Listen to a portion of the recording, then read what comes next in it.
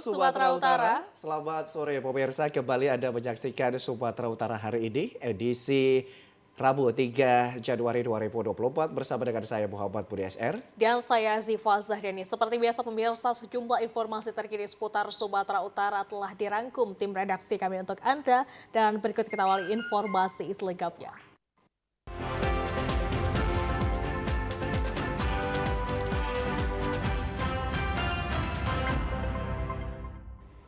Pemirsa, memasuki awal tahun 2024, Kapolres Tabes Medan Kombes Pol Teddy Jodmar pun mengatakan komitmen akan pemberantasan narkoba. Meski belum genap sebulan menduduki jabatan sebagai Kapolres Tabes Medan, dirinya menegaskan akan mengintensifkan pemberantasan narkoba di wilayah Kota Medan.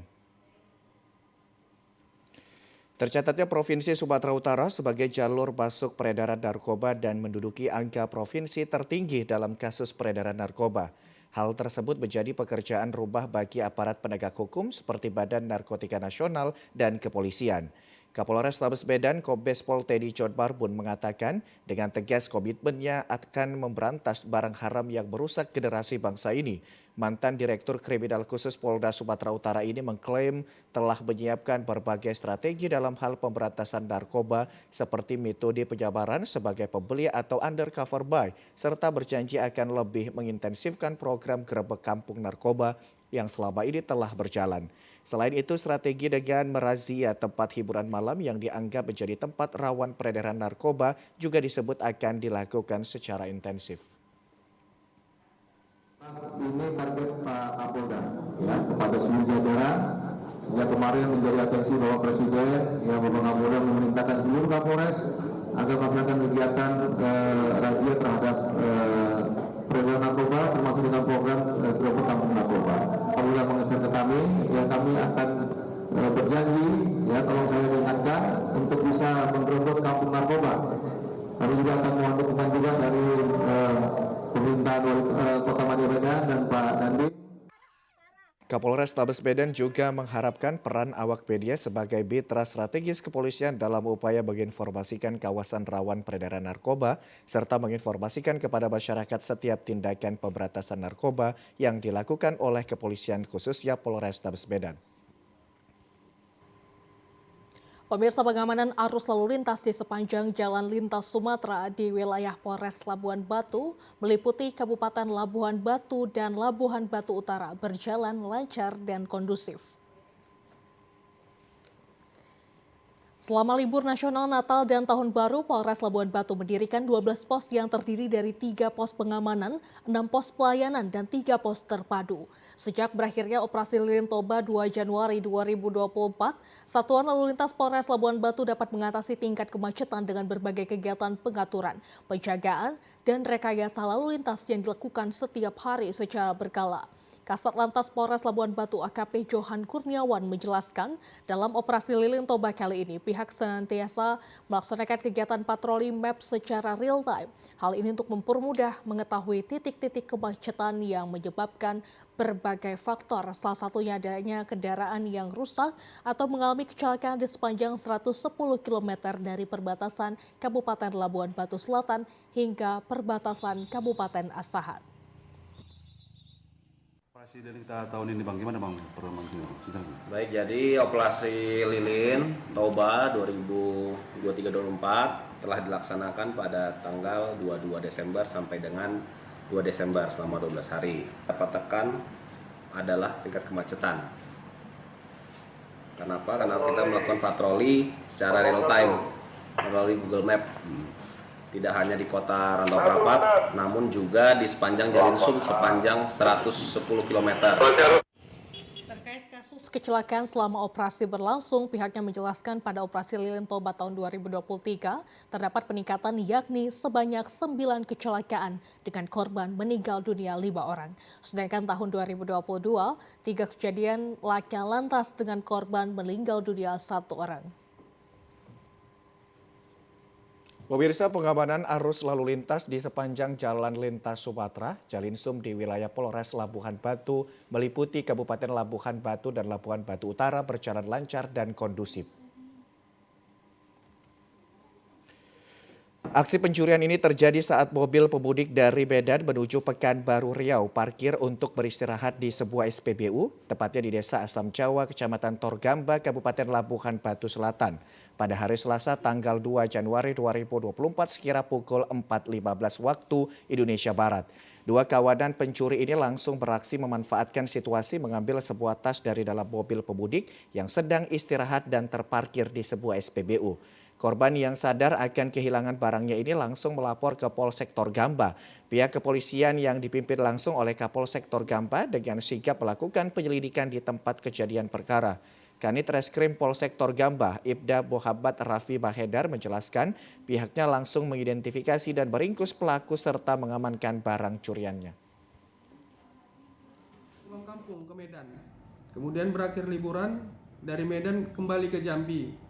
Di TKP yaitu di SPBU Asam Jawa, korban Gustiani bersama keluarganya beristirahat di SPBU tersebut. Dan pada saat beristirahat, kunci mobil terbuka, tidak terkunci. Karena orang tua suami si Gustiani ini, korban Gustiani ini ke kamar mandi, ke toilet.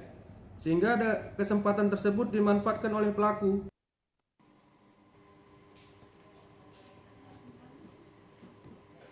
Di informasi lain pemirsa, akibat kondisi jalan yang rusak berat, kendaraan roda 4 tidak lagi dapat keluar masuk ke Desa Ujung Batu 5, Kecamatan Huta Raja Tinggi selama 1 bulan lebih. Masyarakat pun tidak dapat menjual hasil panen kebunnya. Masyarakat Desa Ujung Batu 5 yang berada di Kecamatan Huta Raja Tinggi, Padang Lawas, kini kondisinya terisolir. Sudah lebih 1 bulan kendaraan tidak dapat lagi melintas masuk ke desa untuk mengangkut hasil panen masyarakat. Masyarakat Ujung Batu 5 sendiri umumnya petani kelapa sawit dan kini sudah 1 bulan tidak dapat memanen sawit. Salah satu usaha masyarakat bersama pemerintah desa bergotong royong menimbun jalan rusak dengan menggunakan gambangan kayu, batu, beserta pasir. Arif, warga Ujung Batu 5 mengatakan kondisi jalan rusak berat dikarenakan curah hujan yang tinggi sehingga kendaraan roda 4 dan 2 pun sangat sulit untuk melintas. Arif berharap pemerintah daerah membantu memperbaiki jalan yang menjadi akses satu-satunya keluar masuk desa sehingga ekonomi masyarakat kembali pulih dan stabil. Kondisi jalan desa kami Ujung Batu 5 seperti inilah Pak. Udah ada sekitar 1 bulan ini jalan hancur. Nggak bisa keluar sama sekali, Pak? Iya Pak, yang terparahnya sekitar 10 hari inilah Pak, yang betul-betul putus akses kami, jangankan. Pemirsa, peserta pegawai pemerintah perjanjian kerja tahun 2023 yang dinyatakan lulus mulai mengikuti tes kesehatan jasmani rohani dan narkoba di Rumah Sakit Umum Penyambungan. Ribuan peserta P3K tahun 2023 rela antri untuk mendapatkan nomor antrian di rumah sakit untuk mengikuti tes kesehatan. Pemeriksaan kesehatan di RSU Penyambungan bagi peserta P3K ini mulai dari jasmani yang dilakukan dokter dan rohani melalui aplikasi ScanBee. Sementara tes urin narkoba dilaksanakan di rumah sakit bekerjasama dengan Badan Narkotika Nasional BNN Mandailing Natal. Untuk mengantisipasi melonjaknya pasien, pihak rumah sakit terpaksa harus membatasi nomor antrian karena keterbatasan sumber daya manusia dan peralatan di rumah sakit ini. Direktur Rumah Sakit Umum Penyambungan, Dr. Rusli Pulungan mengatakan seluruh peserta yang datang ke rumah sakit ini akan mengupayakan pemeriksaan kesehatan bagi P3K selesai sebelum tanggal 14 Januari 2024 ini. Persiapkan dari awal kita sudah siapkan dan kita buat petugasnya juga sudah jelas, ada alurnya dan kita batasi memang. Kenapa harus kita batasi? Ini kan terkait dengan kemampuan sumber daya, baik sumber daya manusia maupun sumber daya alat kesehatan yang kita butuhkan. Tapi kita percaya bahwa ini akan selesai sebelum tanggal 14. Sejumlah peserta P3K dari luar daerah Mandailing Natal juga mengikuti tes kesehatan di RSU Penyambungan, tetap mendapatkan nomor antrian dan diberikan pelayanan sama halnya dengan masyarakat Kabupaten Mandailing Natal. Usai libur Nataru, sejumlah penumpang memadati loket bus. Informasi selengkapnya akan hadir usai jeda pariwara berikut ini. Tetaplah bersama dengan kami.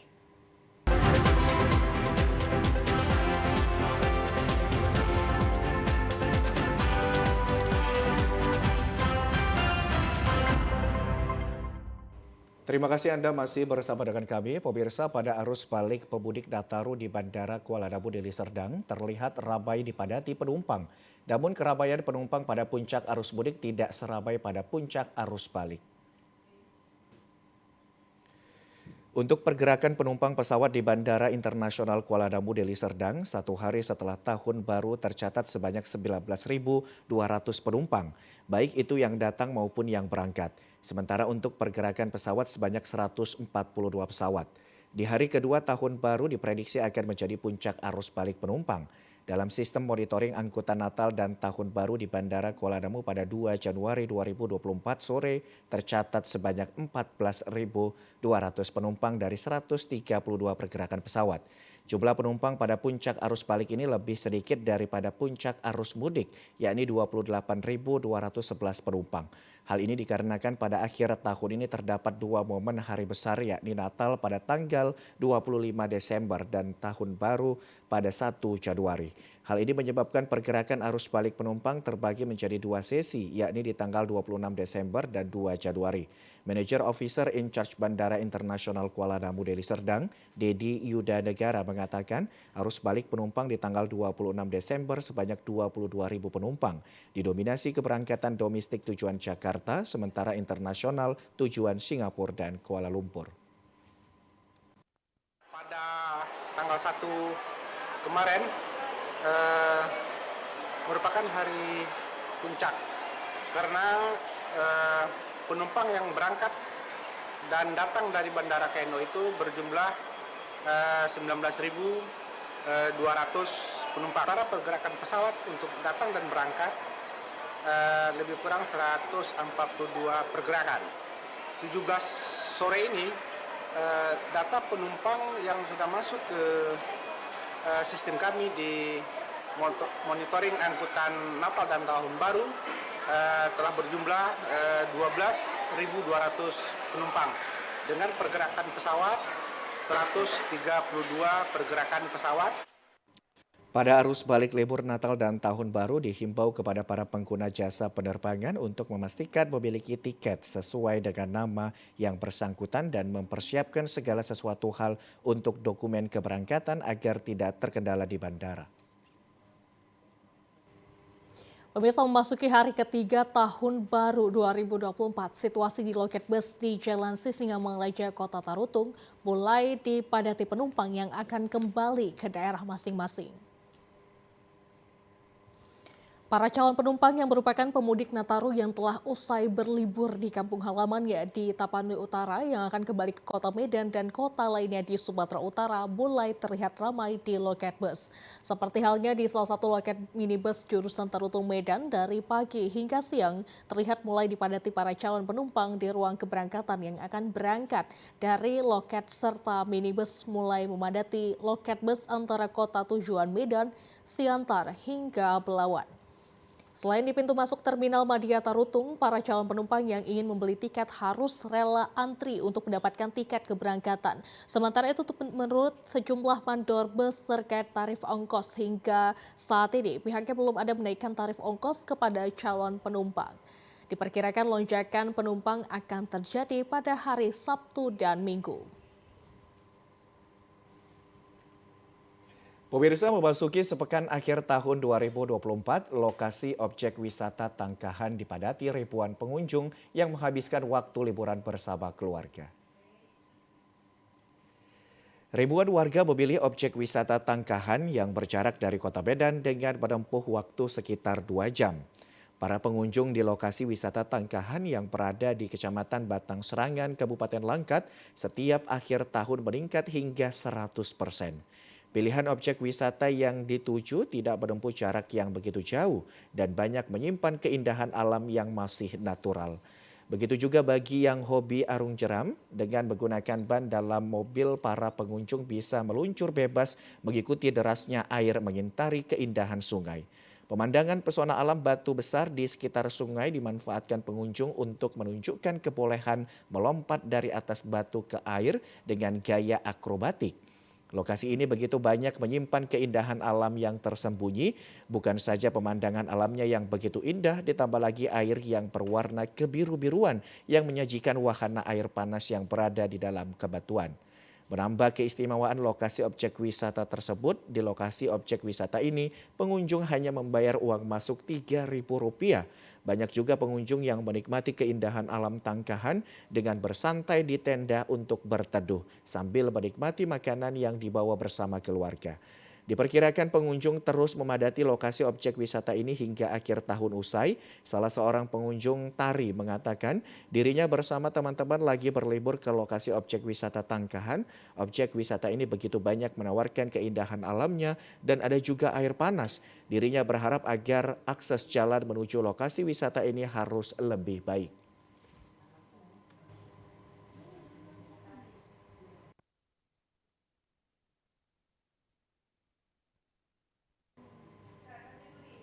Bagi Anda yang berada di Sumatera Utara yang belum pernah merasakan objek wisata Tangkahan, tidak ada salahnya kalau Anda singgah dan mencoba objek wisata yang begitu banyak, menawarkan pesona keindahan alam dan tidak akan kecewa.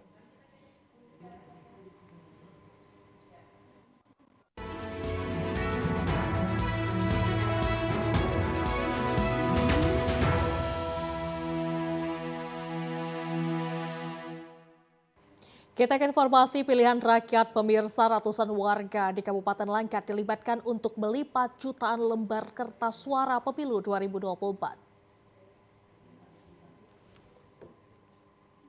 Jelang pelaksanaan pemilu 2024, sejumlah persiapan terus dilakukan oleh KPU di berbagai daerah, salah satunya di Kabupaten Langkat yang saat ini sedang melaksanakan penyortiran dan pelipatan kertas suara pemilu 2024. Pelipatan kertas suara ini dilakukan di Gedung Olahraga Kabupaten Langkat yang ada di Stabat dengan melibatkan 300 orang warga setiap harinya.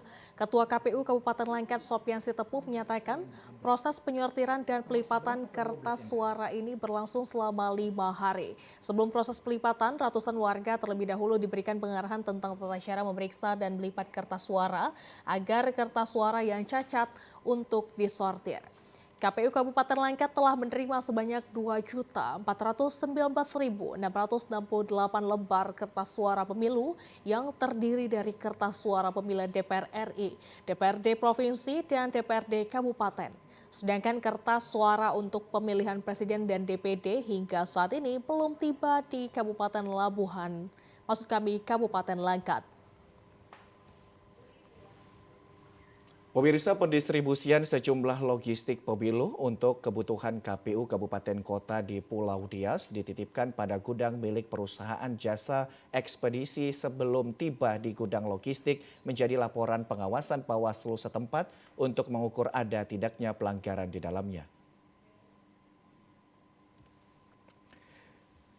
Aktivitas mencurigakan terkait pembongkaran sejumlah logistik pemilu saat dititipkan pada salah satu rumah milik warga di kawasan Jalan Yosudarso, Desa Sawe, Gunung Sitoli, Minggu lalu menjadi pengamatan kepolisian setelah mendapatkan informasi dari warga.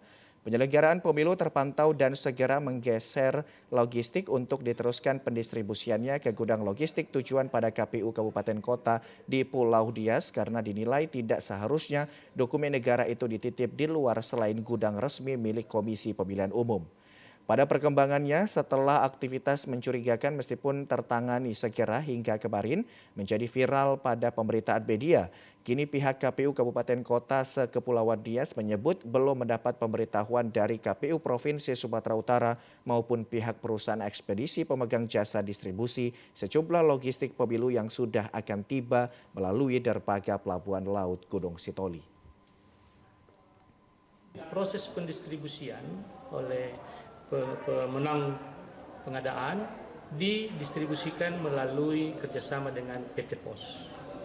Dan PT Pos mensubkan itu kepada ABC Kargo untuk bisa sampai ke Kepulauan Nias. Nah, dalam proses pengiriman pendistribusian logistik tersebut, disinilah ada salah satu miskomunikasi yang kurang. Sehingga sampai di Kepulauan Nias belum ada konfirmasi. Dalam rapat koordinasi dan evaluasi penyelenggaraan pemilihan umum yang digelar pada ruang pojok pemilu di Polres Nias kemarin, pihak Bawaslu Kabupaten Kota melihat tidak semestinya dokumen logistik pemilu termasuk formulir C hasil tersebut dititipkan di gudang lain milik KPU tujuan. Namun apabila itu dilakukan, sebaiknya dikomunikasikan oleh pihak pemegang jasa ekspedisi terkait kendala yang dihadapi agar selalu menjadi perhatian pihak penyelenggara dan aparat keamanan guna mencegah hal-hal yang tidak diinginkan terhadap dokumen pemilu tersebut. Ya, yang semestinya ini barang kalau sesuai dengan peraturan ya, kalau misalnya ada logistik dari provinsi yang akan disampaikan di wilayah masing-masing kabupaten kota, tentunya ini tidak dititipkan di salah satu atau gudang ekspedisi. Tadi ada perintah dari Ketua Polres, tetapi seyogianya ini langsung ke tempat gudang logistik KPU kabupaten kota atau tujuan yang akan dituju. Ya, tidak begitu. Itu biasanya? Itu ini sudah termuatkan dalam RHP. Sebagaimana juga amanah dari Perbawaslu 5 tahun 2022. Lalu hal ini akan kami teruskan kepada pimpinan kami, Bawaslu Provinsi, terkait hal ini nanti apakah ini sebuah pelanggaran atau tidak, tentu kami kembalikan kepada pimpinan provinsi untuk menindaklanjuti. Terkait aktivitas tidak wajar termasuk rusaknya kardus packingan sejumlah logistik pemilu akibat dibongkar dan dititipkan, kini Bawaslu Kabupaten Kota di Nias sudah membuat laporan pengawasannya.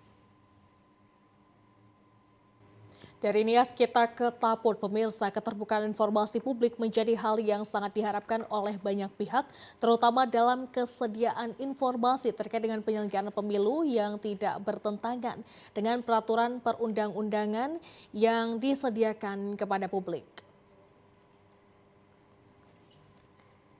Komisi Pemilihan Umum sebagai lembaga negara yang dibentuk berdasarkan acuan dasar dalam Undang-Undang 45 Pasal 22E ayat 5 memiliki tanggung jawab kewajiban untuk memperluas akses informasi kepada masyarakat sebagai perwujudan akuntabilitas lembaga secara berjenjang dari Komisi Pemilihan Umum. Demikian halnya dengan pejabat pengelola informasi dan dokumentasi adalah pejabat yang bertanggung jawab di bidang penyimpanan, pendokumentasian, penyediaan, dan atau layanan informasi di KPU mulai dari KPU Provinsi hingga pada KPU tingkat kabupaten dan kota. Seperti halnya di tingkat kabupaten kota untuk melaksanakan ketentuan Pasal 7 Undang-Undang Nomor 14 Tahun 2008 tentang keterbukaan informasi publik, Komisi Pemilihan Umum membentuk penjabat pengelola informasi dan dokumentasi sebagaimana ditetapkan dengan Peraturan Komisi Pemilihan Umum Nomor 1 Tahun 2015 tentang pengelolaan dan pelayanan informasi publik di lingkungan Komisi Pemilihan Umum. Berdasarkan Undang-Undang Nomor 14 Tahun 2008 tentang keterbukaan informasi publik dan Peraturan Komisi Pemilihan Umum Nomor 1 Tahun 2015 tentang pengelolaan dan pelayanan informasi publik di lingkungan Komisi Pemilihan Umum, Komisi Pemilihan Umum Daerah Kabupaten Tapanuli Utara telah menyediakan layanan informasi publik yakni PPID untuk menjamin pelaksanaan keterbukaan informasi publik kepada masyarakat yang diselenggarakan dalam mewujudkan penyelenggaraan pemilu di lingkungan Komisi Pemilihan Umum Taput secara transparan, efektif, efisien, akuntabel, dan dapat dipertanggungjawabkan. Selain sudah menerapkan Undang-Undang tentang Keterbukaan Informasi Nomor 14 Tahun 2008 yang dapat diakses, menurut Sekretaris KPUD Taput Erifan Manulang, KPUD Taput telah mengangkat dan membentuk PPID yang bertugas dalam melayani masyarakat untuk memohon informasi publik, serta dalam hal menyebarkan informasi publik. KPUD Taput juga memanfaatkan platform media sosial dan website PPID Kabupaten Taput. Pemirsa, seorang tukang tambal ban di Kota Penyambungan Kabupaten Mandailing Natal ikut ambil bagian menjadi calon anggota Dewan Perwakilan Rakyat Daerah Mandailing Natal periode 2024-2029. Jika terpilih, ia berjanji akan memperjuangkan nasib rakyat kecil. Beginilah keseharian Rudi Iskandar yang berprofesi sebagai penambal ban di pinggir jalan protokol Kota Penyambungan Mandailing Natal, Sumatera Utara. Rudi yang bergelar sarjana ekonomi ini nekat maju sebagai calon anggota legislatif. Rudi merasa terpanggil untuk ikut dalam kontestasi pemilihan anggota dewan dan duduk di kursi legislatif. Selain dapat mengubah nasibnya nanti, apabila terpilih, ia juga mengaku akan memperjuangkan hak-hak para buruh, terlebih buruh harian sepertinya. Jika mendapat amanah dari masyarakat dan duduk sebagai anggota dewan, Rudi berjanji akan pro rakyat dengan modal pas-pasan. Rudi pun memiliki cara tersendiri untuk berkampanye, yakni dengan memajang baliho berukuran 1,5 meter x 2 meter di bengkelnya dan bendera partai. Bahkan Rudi juga tak segan memasang stiker dan memberikan kartu nama serta ajakan untuk memilihnya pada pemilu 2024 mendatang pada pelanggannya. Kita kan biar membawa harkat dan martabat masyarakat sini, baik yang kalangan menengah maupun kalangan yang bawah. Dengan cara yaitu apabila saya naik nanti ke atas, mudah-mudahan saya juga akan merangkul mereka sebagaimana saya di bawah waktu mereka, di bawah dengan mereka gitu. Itulah di depan toko aja gitu kan. Oh, di depan bengkel. Tempel ban ini aja Bang ya? Tempel ban ini mudah-mudahan kalau rezeki ya ada, kalau rezeki ya nggak apa-apa, Allah yang menentukan kan, cuman ya kita tergantung apalah semua ya kan.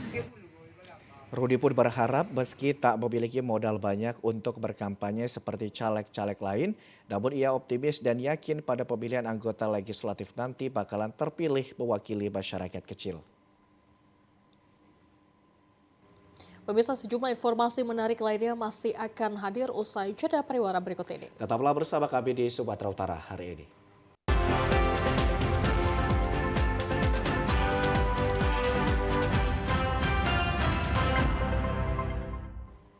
Terima kasih Anda masih bersama dengan kami. Pemirsa, sejumlah kelompok elemen masyarakat yang tergabung dalam donasi peduli masyarakat DPM Kabupaten Batubara melakukan aksi penggalangan dana untuk warga Palestina. Aksi penggalangan dana untuk warga Palestina ini digelar di Jalan Lintas Sumatera, Simpang Kuala Tanjung, Batubara kemarin. Aksi ini memerlukan wujud kepedulian dan keprihatinan DPM Batubara terkait kondisi warga Palestina yang sangat menderita akibat serangan tentara Israel. Koordinator aksi Nazar Nasution menyebutkan aksi penggalangan dana untuk Palestina ini sudah digelar untuk ketiga kalinya. Nantinya seluruh dana yang terkumpul akan disalurkan melalui Lembaga Kasih Palestina. DPM Batubara, donasi peduli masyarakat Batubara bersama masyarakat Kuala Tanjung, Pak. Ini yang sudah keberapa kali aksi? Alhamdulillah udah ke beberapa kali, cuman ini untuk tahap ketiga kita menurunkan Syekh yang turun langsung dari Palestina. Harapannya Bang ke depan, Bang? Harapannya ya semoga masyarakat Batubara antusias untuk membantu saudara-saudara kita yang berada di Gaza sana. Nazar berharap dengan aksi ini dapat menggugah kepedulian masyarakat khususnya Kabupaten Batubara untuk menyisihkan rezekinya guna membantu warga Palestina. Pemirsa, PSMS Medan mulai memantapkan persiapan untuk masuki babak 12 besar Liga 2 2023-2024. PSMS sudah menyiapkan strategi jitu dalam mengarungi ketatnya laga 12 besar perdana yang akan menghadapi Persiraja Banda Aceh Sabtu nanti.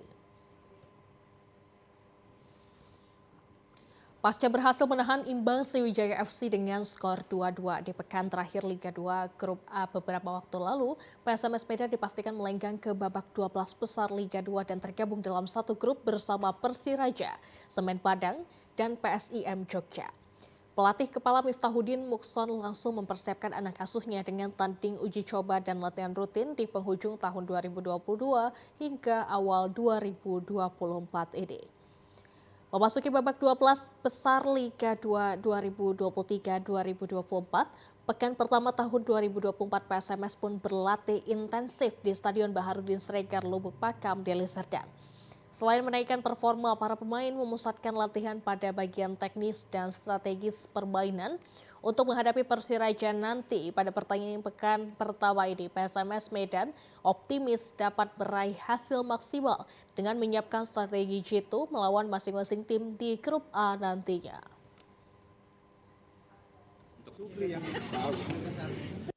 Persiapan normal aja ya kita, tapi lebih detail karena 12 besar pasti berbeda dengan penyisian grup.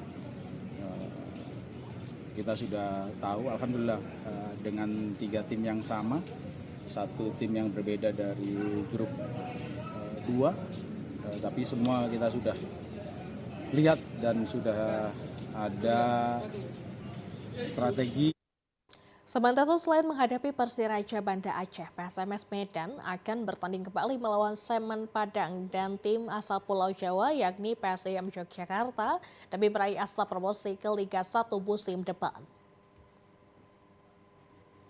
Pemirsa, berikut informasi perakiraan cuaca di sejumlah daerah di Sumatera Utara dari Badan Meteorologi, Klimatologi, dan Geofisika wilayah 1 Medan berlaku pada hari Kamis 4 Januari 2024. Halo Sobat BMKG, Assalamualaikum warahmatullahi wabarakatuh. Senang sekali saya Budi Prasetyo, Perkirawan Balai Besar Meteorologi, Klimatologi, dan Geofisika wilayah 1 Medan yang akan menyampaikan informasi perakiraan cuaca dan titik hotspot wilayah Sumatera Utara, Kamis 4 Januari 2024. Pada pagi hari wilayah Sumatera Utara cerah berawan. Siang, sore hari wilayah Sumatera Utara berpotensi hujan dengan intensitas ringan hingga lebat di sebagian besar wilayah Sumatera Utara, di mana potensi hujan lebat terjadi di wilayah Nias Barat, Nias Utara, dan sekitarnya. Malam hari masih berpotensi hujan dengan intensitas ringan hingga lebat hampir di seluruh wilayah Sumatera Utara, di mana potensi hujan lebat terjadi di wilayah Pak Barat, Tapanuli Tengah, Tapanuli Selatan, Padang Sidimpuan, dan sekitarnya. Sementara dini hari wilayah Sumatera Utara berawan. Suhu udara berkisar antara 16 hingga 32 derajat Celcius. Kelembaban udara berkisar antara 60 hingga 95%. Angin bertiup dari arah timur laut hingga tenggara dengan kecepatan berkisar antara 10 hingga 30 km per jam. Titik panas atau hotspot di Sumatera Utara pantauan tanggal 2 Januari 2024 tidak ada. Kami menghimbau kepada masyarakat untuk waspada potensi hujan dengan intensitas lebat yang dapat disertai petir dan angin kencang di sebagian pegunungan hingga pantai barat Sumatera Utara yang dapat mengakibatkan bencana hidrometeorologi seperti banjir dan longsor. Demikian informasi yang dapat kami sampaikan, semoga bermanfaat untuk kita semua. Assalamualaikum warahmatullahi wabarakatuh.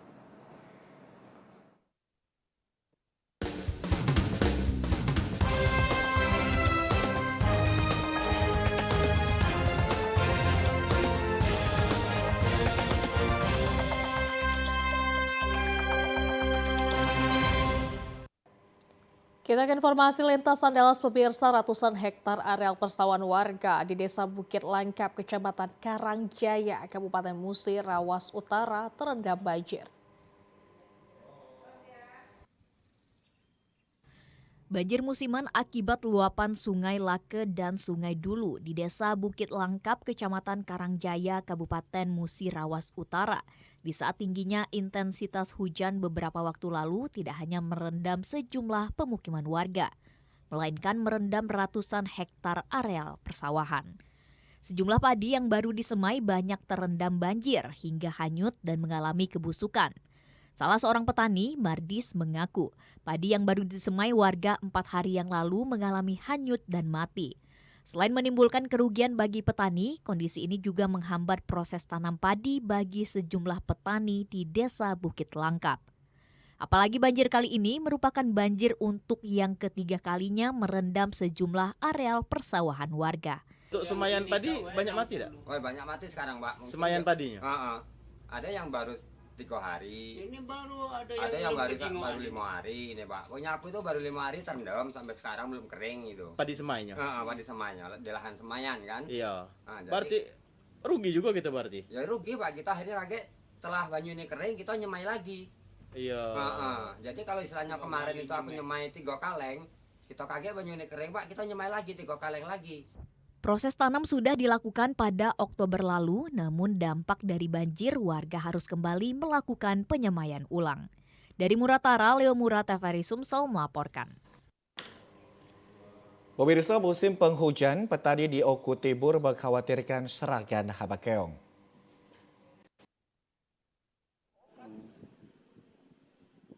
Serangan hama keong biasa terjadi ketika memasuki musim penghujan. Serangan ini meresahkan petani. Hama keong menyerang tanaman padi pada pagi dan sore dalam fase awal pertumbuhan. Hama keong menyerang tanaman padi dengan cara memakan batangnya, sehingga rusak dan menghambat pertumbuhan. Salah seorang petani di Desa Perjaya, Umar Edi, mengatakan musim hujan di wilayahnya bersamaan dengan musim tanam. Kondisi ini dikhawatirkan petani karena hama keong cepat berkembang biak. Apabila kondisi ini tidak cepat ditangani, dikhawatirkan petani mengalami gagal panen. Ya keong sama tikus ini, Pak. Kalau khususnya hama yang paling banyak di sini keong. Kalau untuk sementara nanam. Untuk tikus, sulit kalau tikus walaupun pakai Kopin Plus kadang sebentar hilang, tapi kadang makan lagi. Itu. Terlalu banyak hama ini. Ya tikus itu banyak. Dalam kondisi kering, keong dapat bertahan tanpa makan dalam kurun waktu lebih kurang 6 bulan. Petani berharap pihak terkait dapat memberikan perhatian dan bantuan mengatasi serangan hama ini. Dari Oku Timur, Fatra, TVRI Sumsel melaporkan. Di informasi lainnya, pemirsa, angka kumulatif inflasi di wilayah Sumatera Selatan per Desember 2023 mencapai 3,17%. Angka inflasi ini salah satunya dipicu oleh tingginya konsumsi rumah tangga di tengah masyarakat.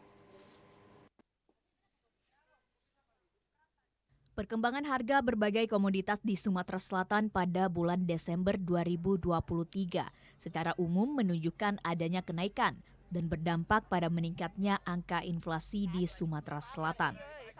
Badan Pusat Statistik Sumsel mencatat, pada bulan Desember 2023, angka inflasi Sumsel mencapai 3,17%. Adapun kelompok pengeluaran yang dominan menyumbang andil inflasi year on year pada bulan Desember 2023 berasal dari kelompok konsumsi rumah tangga, seperti dari kelompok makanan, minuman, dan tembakau. Untuk komoditas beras menyumbang angka inflasi sebesar 0,78%, cabai merah 0,41%, dan dari sektor tembakau 0,20%. Untuk konsumsi yang meningkat itu kan ada 10 besar ya yang harus dipantau. Ya salah satunya tadi beras, terus kontrak rumah, bensin. Nah ternyata rokok ini ya, rokok ternyata juga share-nya cukup tinggi. Makanya kalau kita menaikkan ataupun ya itu tadi meningkatkan harga beberapa komoditas tadi, bensin, tarif PDAM, rokok kretek, itu yang diatur oleh pemerintah itu harus hati-hati gitu. Karena itu dampaknya luas dan memang memberikan share konsumsi yang tinggi. Sementara itu untuk menjaga kestabilan harga pangan di tengah masyarakat serta menjaga angka inflasi di Sumsel, pemerintah saat ini mengadakan kegiatan pasar murah dan gerakan Sumsel Mandiri Pangan. Afifah Sari, TVRI Sumsel melaporkan. Pemirsa, Bawaslu Kabupaten Muara Enim kembali menertibkan alat peraga kampanye yang dianggap melanggar aturan PKPU maupun peraturan daerah. Penertiban APK ini juga menindaklanjuti pengaduan PT KAI dan Kejaksaan karena mengganggu perjalanan kereta api. Maraknya pemasangan alat peraga kampanye oleh partai politik dan para caleg mendapat keluhan masyarakat karena selain menyalahi aturan juga merusak lingkungan. Keluhan pemasangan APK yang melanggar juga disampaikan manajemen PT Kereta Api Indonesia yang dipasang di seputaran wilayah operasional PT KAI. Ketua Bawaslu Kabupaten Muara Enim melalui Panwascam Kota Muara Enim merespon APK yang terpasang di persimpangan seperti di perlintasan rel kereta api Rumah Tumbuh. Muhammad Hasbi, anggota Panwascam, membenarkan penertiban ini menindaklanjuti pengaduan dari PT KAI dan dari Kejaksaan terhadap APK yang terpasang di seputaran rel kereta api, jalan protokol, pohon dan tiang listrik karena selain menyalahi aturan juga mengganggu operasional perjalanan kereta api. Baik, untuk hari ini sesuai dengan komplain dari PT KAI, kami menindaklanjuti dari Bawan Bawaslu untuk penertiban APK yang melanggar, terutama yang di masuk pintu rel dan di jalan aktif, dan sekalian yang di jalan protokol yang melanggar aturan. Perkiraan kalau yang di rel kereta api, satu rel gerbong kereta api itu ada 15 alat APK yang melanggar. Dan untuk yang di pohon merata dari depan GOR sampai ke Simpang Kepur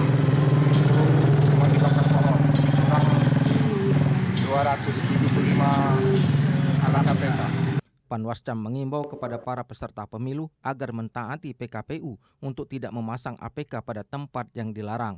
Dari Kabupaten Muara Enim, Kalbadri, TVRI Sumatera Selatan melaporkan. Kita ke informasi lainnya pemirsa, ikan yang diawetkan atau yang biasa disebut dengan ikan asin merupakan ikan yang cukup enak dimakan sebagai lauk dan banyak diminati masyarakat sehingga para perajin ikan asin memiliki pangsa pasar yang besar. Perajin ikan asin di Desa Beringin, Kecamatan Beringin, Kabupaten Deli Serdang sangat banyak, mengingat daerah itu merupakan pesisir sehingga sangat mudah untuk memperoleh bahan baku utama ikan segar dari nelayan. Pengolahan ikan segar menjadi ikan asin tidak terlalu sulit karena dalam waktu sehari sudah dapat diolah menjadi lauk. Proses pembuatannya, ikan segar yang sudah diambil dari nelayan terlebih dahulu ditaburi garam dan diaduk hingga merata. Setelah proses penggaraman, ikan direbus di air yang mendidih di atas api dengan suhu panas sehingga ikan dalam kondisi matang. Dilanjutkan dengan penjemuran di bawah sinar matahari. Proses penjemuran biasanya dibutuhkan hanya dalam sehari jika matahari panas. Perajin ikan asin Lasmini mengaku dalam sehari ia dan 3 orang anggota keluarganya dapat mengolah ikan asin hingga setengah ton tergantung dari stok yang tersedia. Para pembeli ikan asin dengan jumlah yang banyak langsung datang ke lokasi pengolahannya. Ikan asin yang sudah diolah dihargai dengan Rp30.000 per kilogramnya. Untuk mendukung usaha pembuatan ikan asin, ia mendapat bantuan dari dana desa berupa alat pengolahan ikan asin seperti tong, tempat penjemuran, dan peralatan lainnya. Ia berharap pemerintah terus mendorong pelaku UMKM sehingga semakin maju dan berkembang. Ya kalau ada apa diantar ikannya langsung digarami ya terus direbus, kalau ikan mendidih ya dijemur, besok keringnya 1 hari udah kering, setengah hari lah ini jemur besok setengah hari udah kering. Biasa bisa produksi berapa banyak? Ya tergantung ikannya, sekarang yang 300, 500 kilo, kadang ya dapat 1 ton gitu. Tergantung ikannya, ada yang 30, ada yang 25. Ya semalam lah baru dapat semalam itu, belum lah. Ya dandang, medang, terus kerang, apalagi semalam plastik. Ya kalau ikan belah itu pasti memperkerjakan lah. Kalau ikan belah sih orang dapat orang kerja itu. Orang belah itu ada banyak. Badan Permusyawaratan Desa BPD Desa Beringin melihat pemberdayaan yang dilakukan oleh aparat desa sudah berjalan dengan baik. Ketua BPD Desa Beringin, Susilo Rahmidi mengaku terus berkoordinasi dengan aparat desa untuk menjadikan para pelaku UMKM lebih maju. Setiap kegiatan yang untuk pemberdayaan masyarakat, kami adakan musyawarah dulu, barulah kami tentukan titik-titiknya mana yang mau kita bikin. Banyak sih memang kegiatan yang diusulkan oleh masyarakat, tapi dengan keterbatasannya dana desa, maka kami harus memilah. Banyak yang kami pilah dan termasuk yang salah satunya berupa inilah pembantuan di UMKM. Saya rasa lebih bagus ke pemberdayaan masyarakat sebab di fisik kita bisa bekerja sama dengan Perkim dan Dinas PU. Jadi dana desa sebenarnya kalau memang bisa lebih baik di pemberdayaannya. Untuk mewujudkan desa yang maju, maka sinergitas antara aparat desa dan Badan Permusyawaratan Desa serta masyarakat harus ditingkatkan. Ya pemirsa, informasi tadi menutup perjumpaan kita pada program Sumatera Utara hari ini. Saya Muhammad Budi SR. Dan saya Ziva Zahrianis mengucapkan terima kasih atas perhatian Anda. Selamat sore dan sampai jumpa.